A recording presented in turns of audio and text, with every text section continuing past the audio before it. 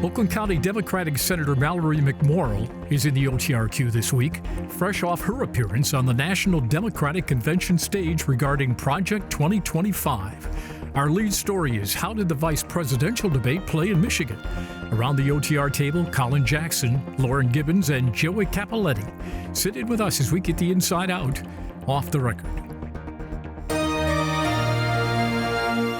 Production of Off the Record is made possible in part by Martin Waymeyer, a full-service strategic communications agency, partnering with clients through public relations, digital marketing, and public policy engagement.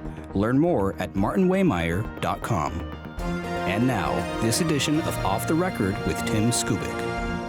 Thank you very much. Welcome to Studio C. We are taping on Thursday morning, and we had that little vice presidential debate, which was kind of interesting. Let's take a look at the issue that affected Michigan.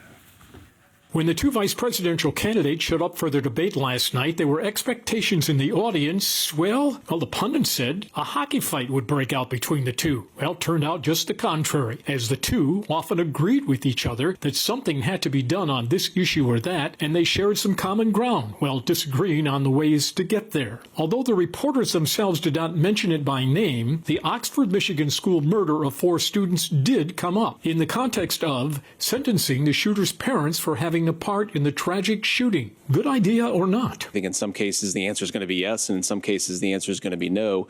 And the details really matter here, of course. For example, if a kid steals a gun, that's going to be different than if a parent hands over a gun knowing that their kid is potentially dangerous. Democratic candidate Walz did not address the Oxford parent issue, but called for a ban on some weapons without violating, he said, the rights of Second Amendment gun owners. And the idea to have some of these weapons out there, it just doesn't make any sense. Republican candidate Vance did not embrace any gun bans, but wanted to beef up the school doors and windows and provide more in-school resource officers. And Mr. Walz worried about Mr. Vance's comments about linking gun violence and mental health. I don't think it's the whole reason why we have such a bad gun violence problem, but I do think it's a big piece of it. This idea of stigmatizing mental health, just because you have a mental health issue doesn't mean you're violent. And I think what we end up doing is we start looking for a scapegoat.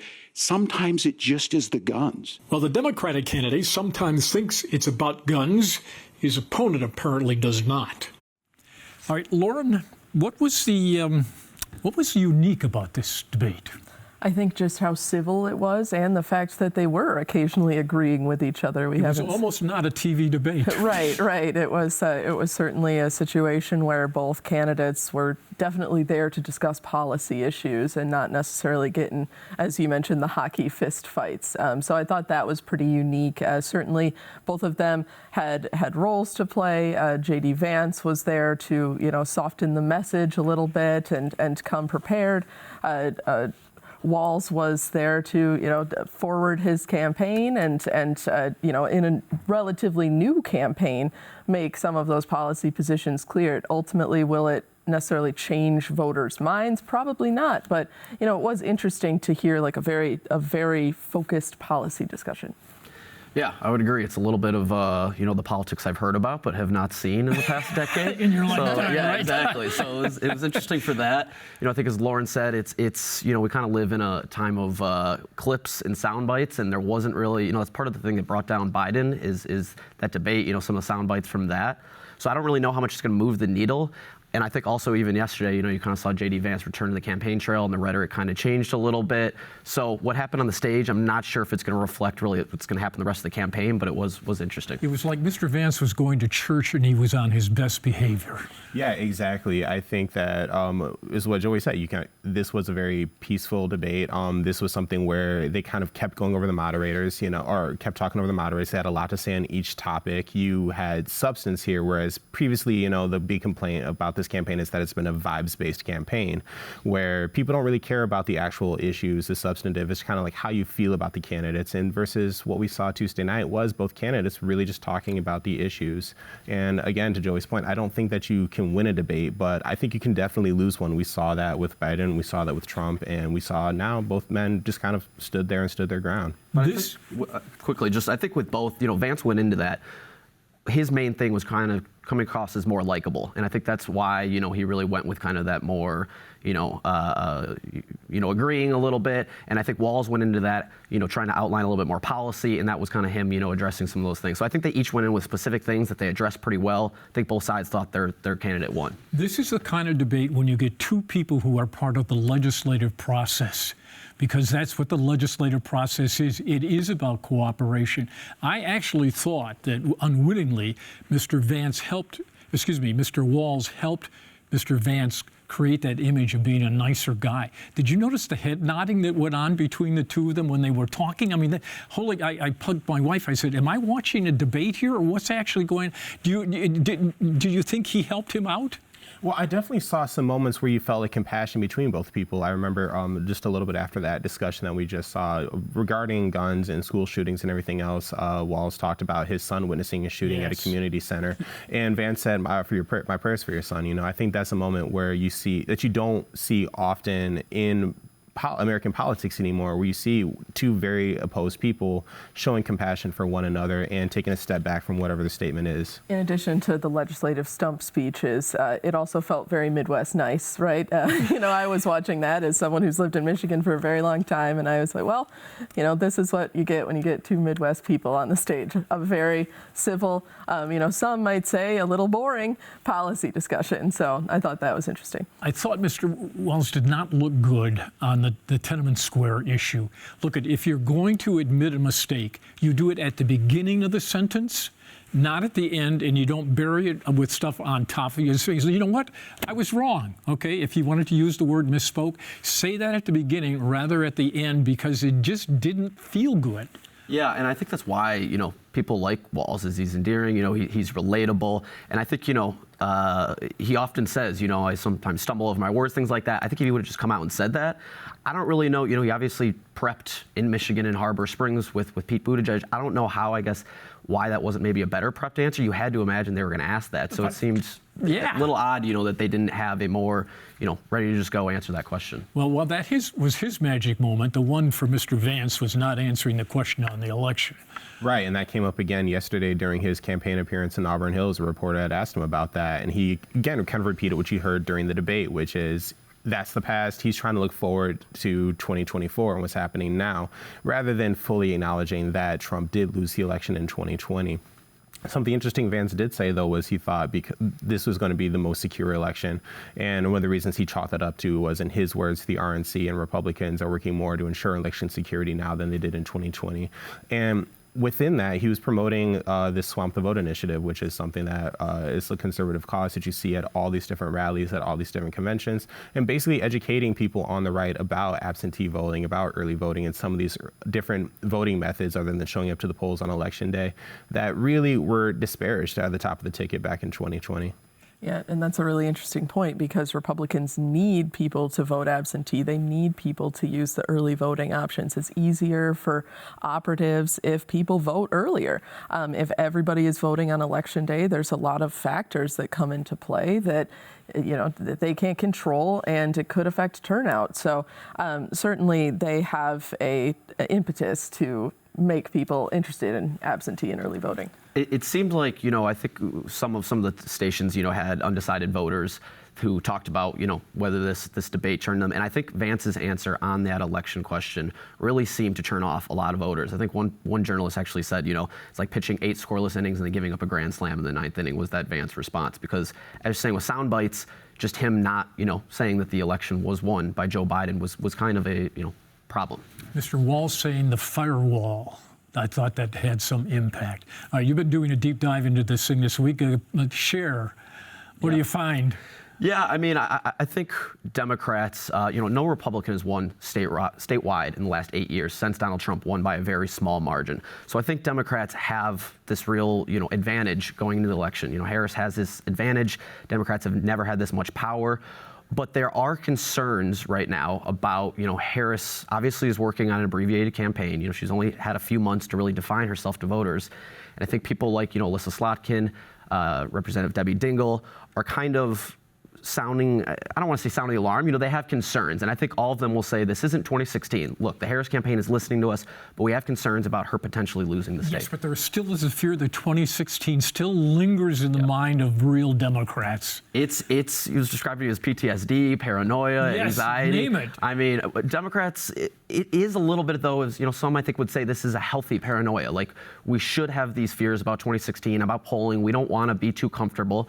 You're seeing, you know, VP Harris is going to be back here tomorrow, so it's not the same as when Clinton was, you know, running in 2016. But there's that PTSD of what happened. Well, one of the things that they asked about Hillary Clinton back in that race, if you recall, would you like to sit down and have a beer with her? People generally said no. I think they would say yes to Ms. Harris, wouldn't they? Well, that's the thing, though. She needs to show up and actually just be herself. You know, she needs to talk to press. She needs to take questions. She needs to show people who she is as a person. And that's something that we heard from Congresswoman Debbie Dingell Saturday morning during when Governor Walz came to Ann Arbor for the big house. You know, she was talking to reporters a little bit at the airport ahead of that. And she said she didn't feel like either candidate, either Trump or Harris, was winning Michigan yet. She said she believes Harris can win Michigan, but they need to get to know her. And I think that's what's still been missing from this campaign. That personal aspect of it, aside from the memes, aside from the polished speeches, just who are you as a person? Debbie Dingell and Governor Jim Blanchard were the canary in the coal mine in 2016. They kept saying to the Clinton people, you got to get her in here. And they said, oh, we're going to have Michigan wrapped up by October 1st.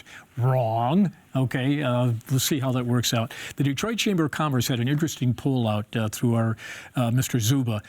There are families fighting over politics in Michigan. Does that surprise anybody here around this table? Huh? I'm pretty shocked. Have any of you run into that? Not in your family, but in any shape or form? I mean, I think one of the things is, again, covering Dearborn specifically, working on a side project, what you hear there is, you know, people that are unhappy with the Biden-Harris administration on the topic of Israel and Gaza and what to do about that and who to vote for from there, where some people are saying, I'm going to vote for Trump to punish Harris. Some people are saying, I'm going to vote for Jill Stein or Cornel West or a third party, however. And I've kind of heard about those kind of intra-party or intra-family conflicts as well. Yeah, and I've focused a lot of my election reporting on the areas where it could go either way, especially in those local state house districts or, you know, certainly at the top of the ticket as well. And I think in those areas where, you know, you have reasonable arguments on both sides for which way it could go, those are the areas where people, you know, it could be neighbors, it could be friends, it could be family, where you interact with them in your community, but you could have very, very different ideas about what politics are. That's just the reality of living in a battleground state. I think also, you know, after the fall of Roe, reproductive rights is a really polarizing issue. You know, I think I've encountered multiple women who are saying, you know, have voted for Trump in the past, but I'm going to vote for Harris because of the reproductive rights issue. And I think that's really can divide some households. I'm pretty sure that in previous presidential elections, pollsters never asked the question, is your family fighting over this battle? Here's the senator coming in to talk to us. Senator, please.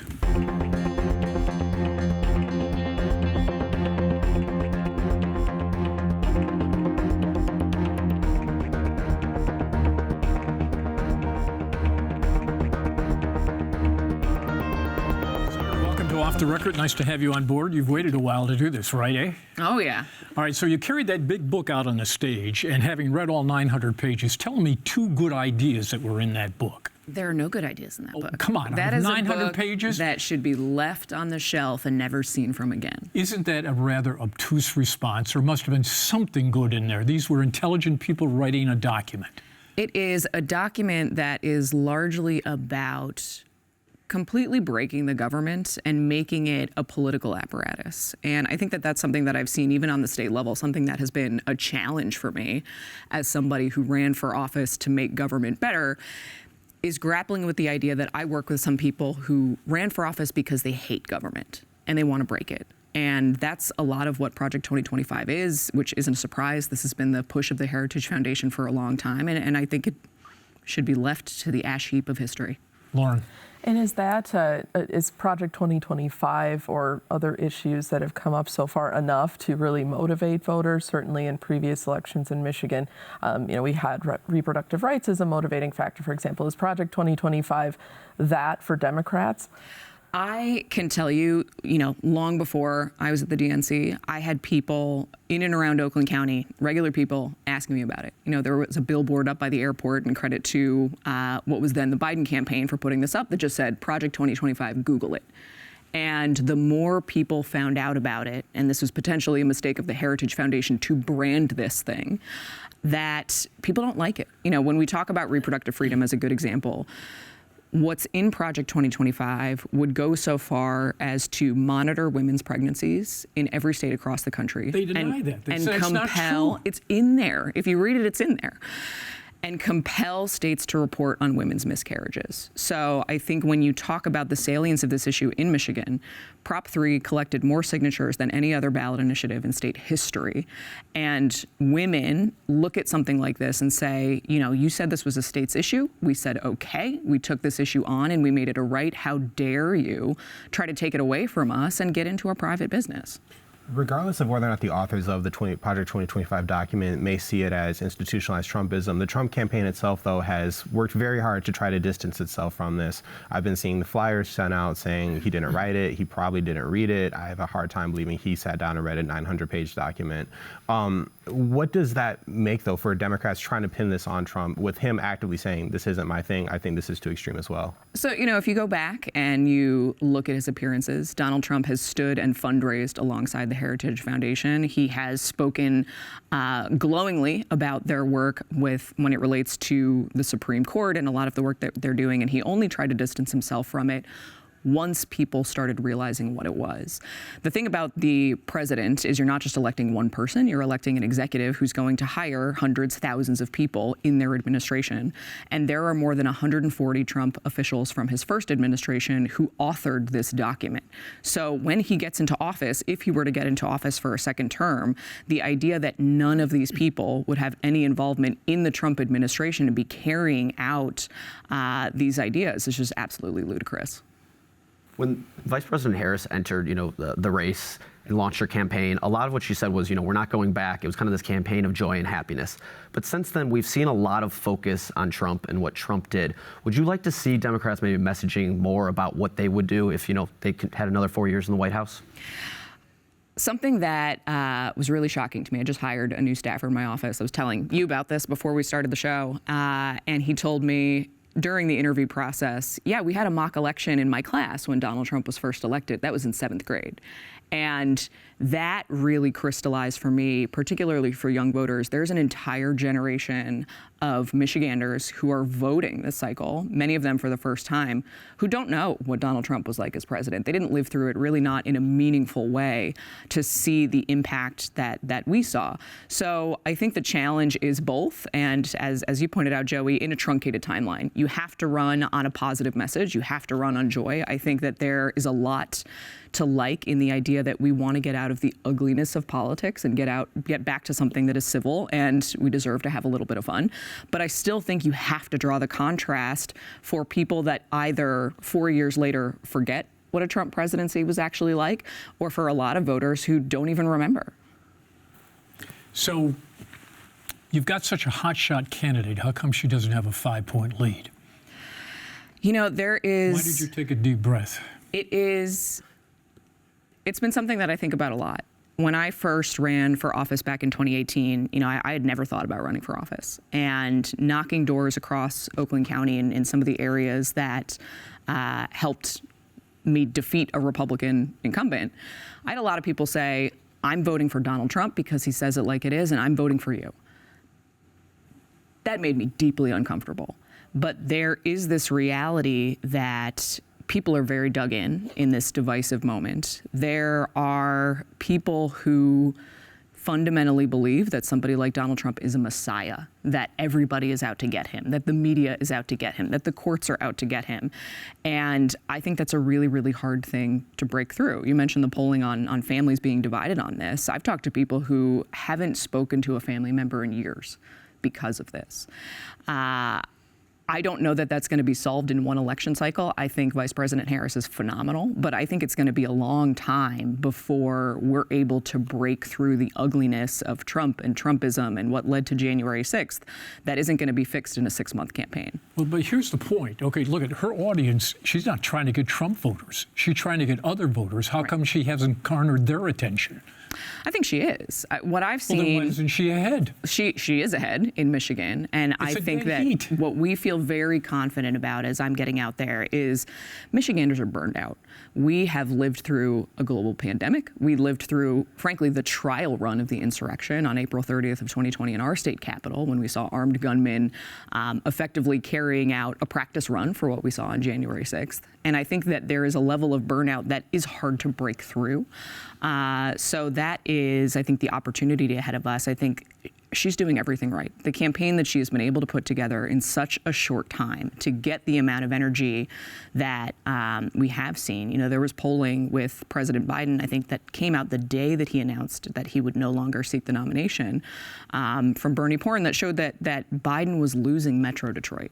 If that were to happen, that would be catastrophic for the state. So from where we were to where she is right now, it's a huge momentum shift. But it is. This is going to be tight. I think, you know, Debbie Dingell is always Debbie Downer, as she likes to call herself. This is going to be a tight race. I don't think you're going to see a massive shift here, but it is going to be in the margins because Michigan is, despite all of the national press saying that we're a hard blue state, we're not. We're a swing state. We've always been a swing state, and it's going to be about who works harder.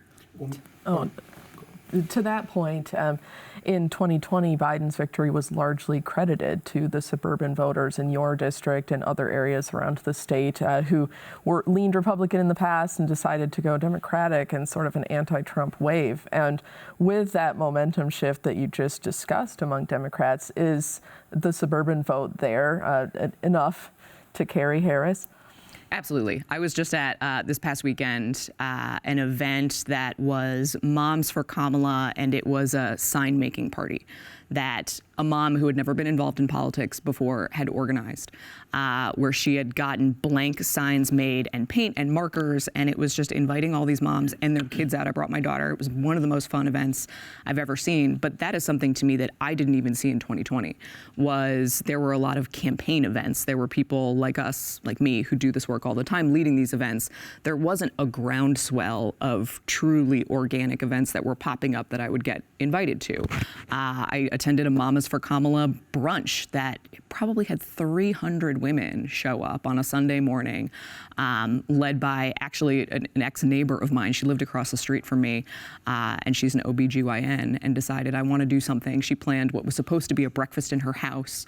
It got so popular on Facebook that she had to find a venue in Ferndale to host 300 people.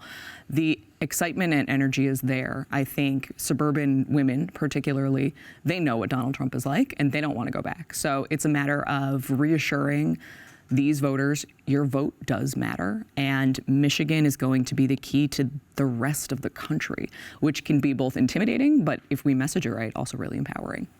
I'm curious, when you talk about coalition building, though, what is the winning coalition for the Harris campaign to win Michigan, though? Because we've seen Walz mentioned during the debate, you know, you have the Bernie Sanders endorsement, but you also have like the Dick Cheney endorsement and the Taylor Swift endorsement. And that locks up, or at least that kind of represents a wide range of people. But realistically, like, how deep is that Republican support for Harris in Michigan? How deep is that young person support for Harris in Michigan? And what's there for kind of these communities of color or these other areas where they feel like they haven't been represented by the Biden-Harris administration? So what I think is really interesting is there's sort of an unplanned messiness to the coalition. I got really frustrated hearing national pundits say, oh, Harris needs to rebuild the Biden coalition or rebuild the Obama coalition, which if you start from that place, that right off the bat acknowledges there are other people who weren't a part of this coalition, and we're not even going to try to get them in here. So something that started happening as soon as Vice President Harris became the candidate, not even the nominee, was these online Zoom calls started forming. And again, they were not led by the campaign. It started with Win with Black Women, then Black Men for Harris. I was invited to speak on the White Women for Kamala call, which when I got that ask, I was like, ooh, are we allowed to do this? Is this what we're saying out loud? But it was 160,000 white women from all over the country on Zoom. They'd never had a call that large. It broke it multiple times. And it felt a little bit sloppy and a little bit messy because it wasn't campaign messaging. It was, me and Pink, who was on the call from the middle of a jet from one of her shows in Switzerland. She was in the air. Glennon Doyle, Shannon Watts, who's the founder of Moms Demand Action. And we saw this happen with White Dudes for Kamala. It gave people permission to be themselves and create their own version of this campaign in a way that I think is really compelling. And what we see in the endorsements is that playing out on the ground as well. You need a big coalition. But in a place like Michigan, you pointed to, is there enough Republican support? I think we have to separate in Michigan.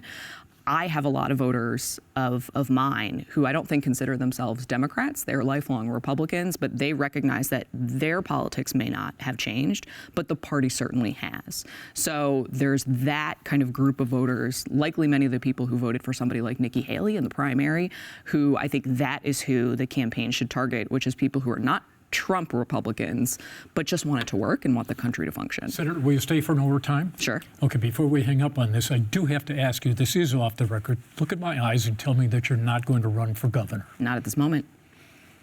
Will you run? I think that people are really tired of politicians always looking for what's next. And I'll give you just some context for this. At this point in 2016, I was running my own consultancy. I was taking night classes at Lawrence Tech to go back into car design. I had no idea I was going to run for office. I still have 2 years in my term. I don't know what I'm doing next. Have you thought about it? Of course. And how deeply? I haven't. Well, wait a minute. Why did you bother to think about it? I think about a lot of things. So you haven't ruled it out, but you haven't ruled it in. Correct. All right, let's take a quick break. There Let's you go. look at these closed credits and then come back for overtime with the good senator at WKAR.org, and we'll be right back. Production of Off the Record is made possible in part by Martin Waymeyer, a full-service strategic communications agency, partnering with clients through public relations, digital marketing, and public policy engagement. Learn more at martinwaymeyer.com. For more Off the Record, visit WKAR.org. Michigan Public Television stations have contributed to the production costs of Off the Record.